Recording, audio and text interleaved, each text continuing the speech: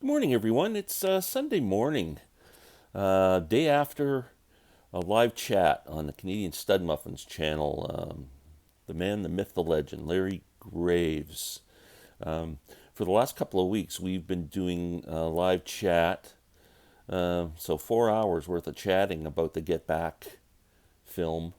Um, I've been asked by a couple of people who watch my channel, just what are my thoughts? And although I've given them all on Larry's channel, I'd kind of like to do a bit of a just stream of consciousness thing about the Get Back film. For those of you who that are interested, um, the first thing that struck me when you start watching, well, hold on a second. It was a very special viewing for me.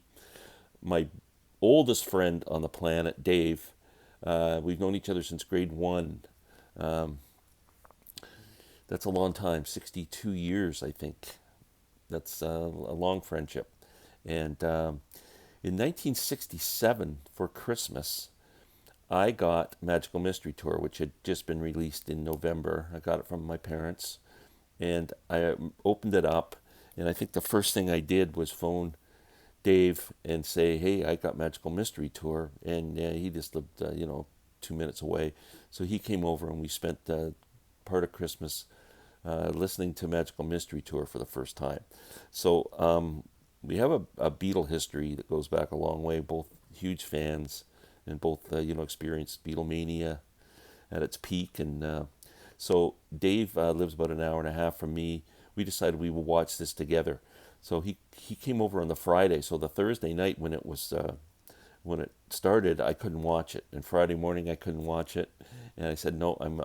I was so tempted to turn it on and just tell him no, I've already seen part of it, but or just lie to him, say no, I haven't seen it. But I stayed true, and I didn't watch it, and we watched it together. We watched the first part on Friday afternoon, and then in the evening we watched the second part, and then he left Saturday morning and watched the third part with his family, and I watched the third part by myself. But anyway, so it was pretty special. Um, the first thing you have to say is, as soon as it starts, is how stunning the picture quality is. It's man, it's just like the Beatles come to life. I mean, it's Peter Jackson just did an amazing job. Whatever he did to enhance the quality of the film is worthy of an Oscar or an Emmy or whatever they're going to hand out for this thing. Um, Another thing that stood out to me is the early songs. I had never heard a lot of these songs before. I don't know if any of you guys have, but there was a ton of them. There's one called "Won't You Please Say Goodbye." And then there was a Commonwealth and Madman, and Because You Love Me, I think, was another one. These all go back to the same period as One After 909, which they did resurrect for the album. Um, there were so many of them. My first thought was, why hasn't Paul McCartney done an album of these old songs, thinking of linking? And there was just a whole bunch of them. Like, I would love to hear that. Paul, if you're listening, or anybody who knows Paul, tell him you're welcome for the idea. Um, I guess everybody talking about the mood in each video. It changes. So the first I've watched it twice now. Um, the first time I watched it, I thought the mood was really bad. Like, I thought they were all just miserable. Second time I watched it, it wasn't that bad. I think I was expecting it to be that way and kind of read it that way. It wasn't as bad as I thought. There were certainly issues, but they were still pretty chummy and trying to figure out what to do, which leads me to trying to figure out what to do. Um, they seem so aimless and without a plan. It's almost like, hey, we got called in to do this. Now what do you want to do? What are we going to do? We're going to, and I could see it in Michael Lindsay Hogg's um, performance, or whatever you want to call it, his demeanor. He had to be frustrated because he couldn't get any direction in terms of where they wanted to take it, what they were going to do. Um, it was a work in progress, but it was going nowhere. and which must have been really frustrating for him. Um, the I think you could see it most in Paul's demeanor, that he was frustrated. He wanted to. He was the ambitious one, and I think he wanted things to move along, but unfortunately, he was kind of dictatorial about it, and I think it was rubbing the wrong way on George. Now, speaking of George, I think he came into this having just come back from Woodstock, where he was visiting Dylan and the band, and that camaraderie there, and he was seeing the way all these musicians worked together and how they lived together and wrote together, and he didn't see that in the Beatles. I think when he came back, he was totally disillusioned, and I think he had this idea in his head that it should work that way. Then when Paul would say to George, um, you know, we're going to play this song. Here's the way I want you to play it. George is pushing back. He's going, no, it's not me. You got to let me work out myself and do what I want. And Paul's going, yeah, but you're not hearing me. I want to do it this way. And it turned into, you know, they were beating their heads against the wall, and George was clearly frustrated. I also, from what I've read, is George was having a bit of marital issue, um, and that wasn't helping matters either. Um, George kind of, from the start, was negative about, he didn't want any of his songs uh, in the performance, whatever performance they decided to do. Um, he then he started talking about songs, like how he wanted everybody involved. He made a comment that if you write a song, I want it should feel like I wrote it, and I think that was inspired from his time in Woodstock. Um, what else have I got? I got some ideas written down here. At one point, George says, "I think we should forget the whole idea of a show." um, yeah, it was just kind of musically scattered and going around in circles. I don't know. That's my take on part one. Part two. Um, oh, end of part one was when George left. They kind of left it as a cliffhanger, which was really well done that way.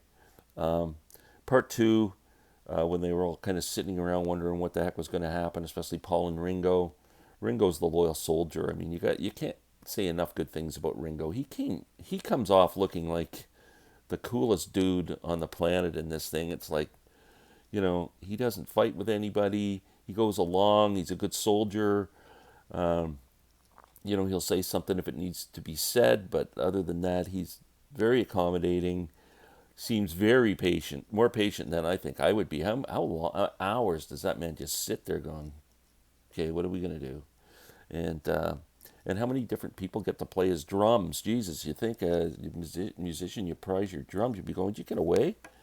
It was interesting when they first showed part two, and they were all sitting around the chairs there and wondering if George was coming back and if John was coming in, and the flowers arrive, and they're for George, and Ringo takes them and reads the card, and it's from Hare Krishna, and I think one of the guys says, "Oh, do you like that?" He goes, "No, I don't like those guys."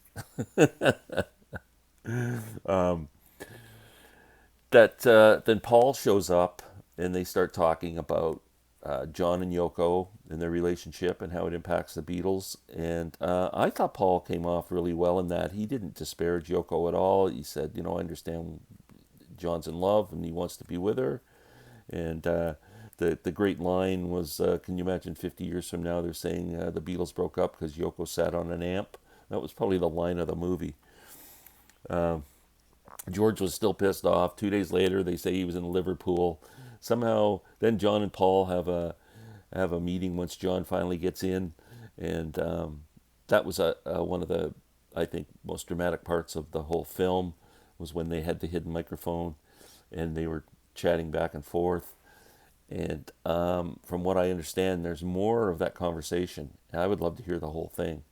So there's some interesting bits there where Paul says, you're the boss, and John's going, not all the time. No, Paul's going, I'm the secondary boss. And I don't think John was the musical boss. I think John was, because they got together so young. They were teenagers, and when there's a couple of years between you, like Paul was 15 and John was 17, I think, and Ringo and George was 14. Like 3 years when you're a teenager is like 30 years. It's like a 60-year-old and a 30-year-old. I mean, there's just it's a huge difference, and I don't think they ever got over that deference to John because he was the older brother.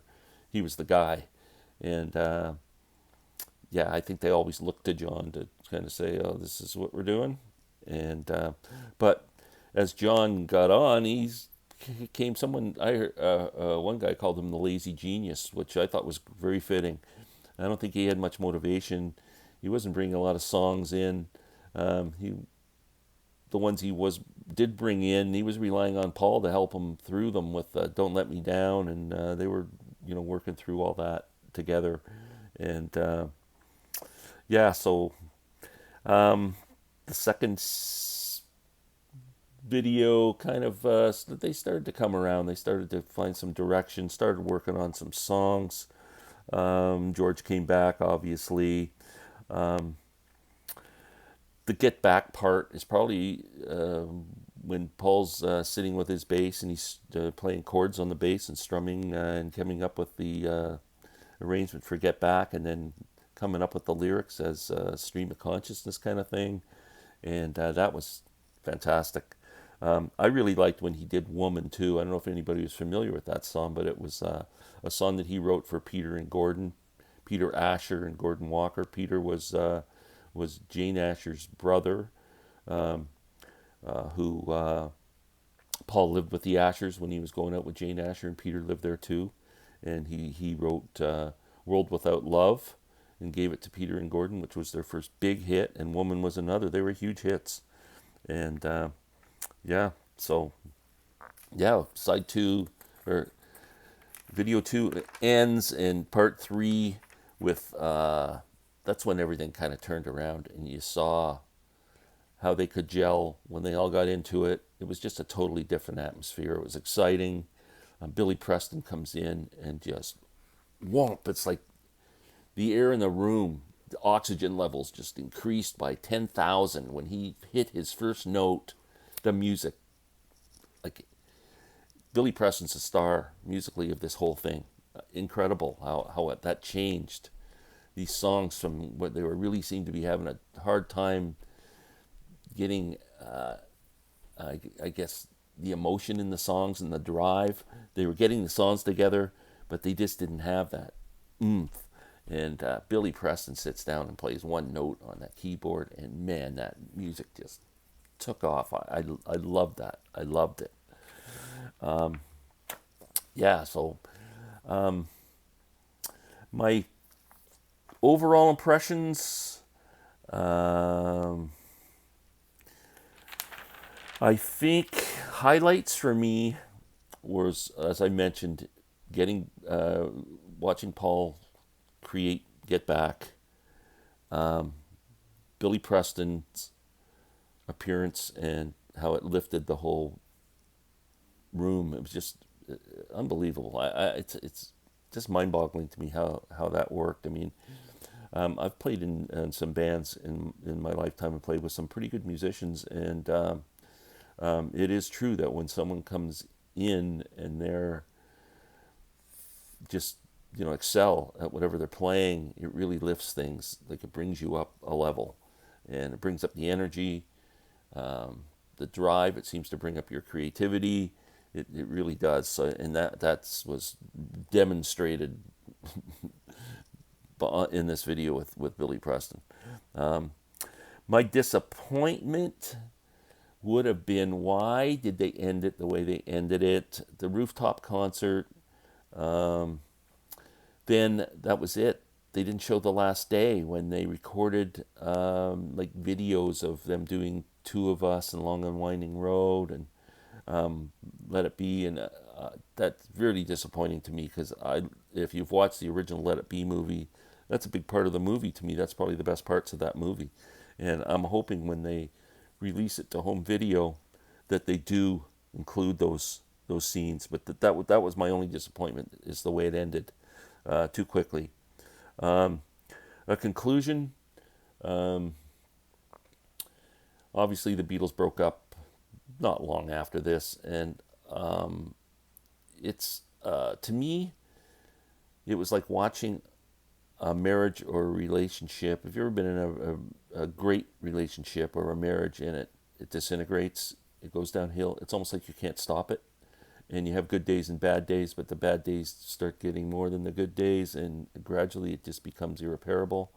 That reminds me, they've been together for since 1957 or 58, whatever it was, until 1970, and it was a 12, 13 year marriage that they got older. It's almost like two people falling in love when they're 20, and then when they're 40, they split up, and it was going, wow, they've been together so long, but you grow apart, you have other interests, um, you start to annoy each other. And I don't think it's anything more than that. I don't think you blame Yoko. I don't think you blame anybody. I think it was just natural. It's too bad they couldn't reconcile and be going to do, but they left us with great music that'll be timeless. And yeah, I mean, I've heard from a ton of people who've watched this. Both my daughters, who are raised on the Beatles, and both loved it. And yeah, it's just I have not heard anybody say anything negative about it. It was just so well done. Peter Jackson did a great job. I can hardly wait for the home video to come out, probably late next year. I'm being I've heard from various sources that it could be up to 20 hours. Um, that would be amazing. That's another disappointment. I want more. That's all I can say. So I hope you guys enjoyed this. Please let me know your thoughts on this. Please subscribe to my channel. Please go to Larry Graves' Canadian Stud Muffin channel. Our live chat from yesterday is still up. It was myself, Larry, Robert's on my turntable, and Sam St. John. Two other great channels and two other great people who deserve your support. Robert's on my turntable, Sam St. John. Thanks, everyone. Have a wonderful Sunday. Peace and love to everyone. Bye-bye.